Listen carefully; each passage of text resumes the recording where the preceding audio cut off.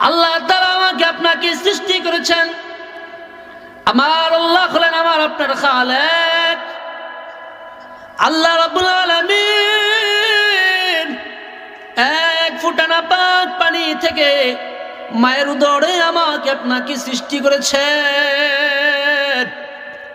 ও ভাই, আল্লাহ তাআলা আমাকে আপনাকে কেমনে সৃষ্টি করেছেন? আল্লাহ তাআলা মায়ের উদরে, মায়ের পেটে এক ফোঁটা বীর্য থেকে এরকম ভাবে 40 দিন সময় নিয়ে জমাট রক্ত বানাইছেন।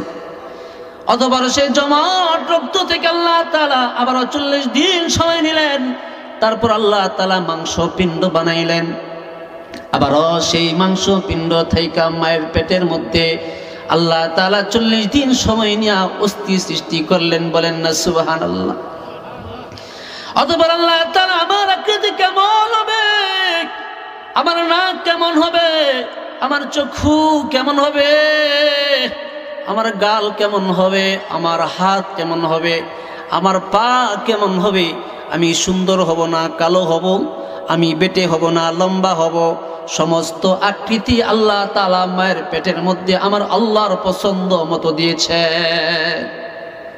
আল্লাহ তাআলা বলেন, ওয়াল্লাযী ইউসাউবিরুকুম ফিল আরহামি কাইফা ইয়াশা।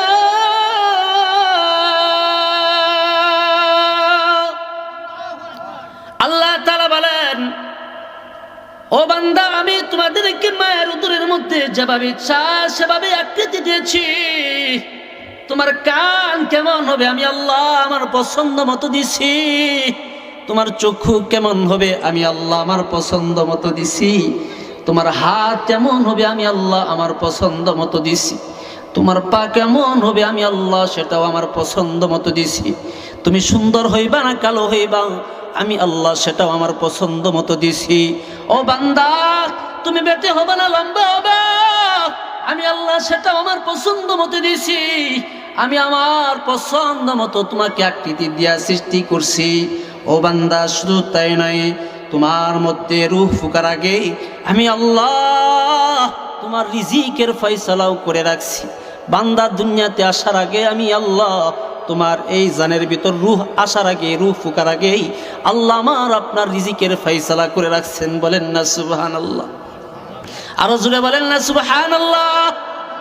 আল্লাহ বলেন, বান্দা